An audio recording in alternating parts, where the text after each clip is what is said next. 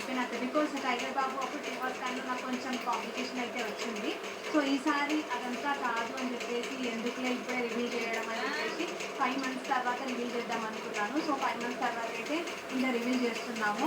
So ఇంకా ఏంటి అంటే అప్పుడు మా వారు అక్కడ ఉన్నారు, నేను ఇక్కడ ఉన్నాను.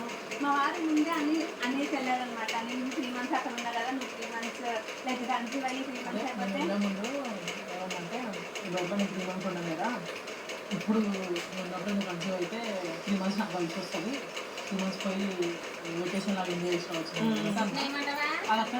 అన్నారనుకుంటా దేవుడు. అసలు ఈ ప్రెగ్నెన్సీ అనేది ఆల్ ఆఫ్ ఎ సడన్ అనమాట. నథింగ్ ప్లానింగ్ లేదు, ఒక మెడిసిన్ లేదు, ఒక డాక్టర్ విజిటింగ్ లేదు, ఏది లేదు. ఆల్ ఆఫ్ ఎ సడన్ అయిపోయింది బై గాడ్ గ్రేస్. నేను యాక్చువల్గా మా వారు వచ్చిన తర్వాత మేజర్ థింగ్ అదే చెప్పాలి. నేను యాక్చువల్గా ఏంటి అని అంటే నేను ప్రతిసారి యోగా ఇంకా డైటింగ్ చేశాను అనుకోండి. టైగర్ బాబు టైంలో కూడా నా న్యాచురల్ ప్రెగ్నెన్సీ అంటే నేను ప్లానింగ్ చేస్తున్నా, ప్లానింగ్ చేస్తూ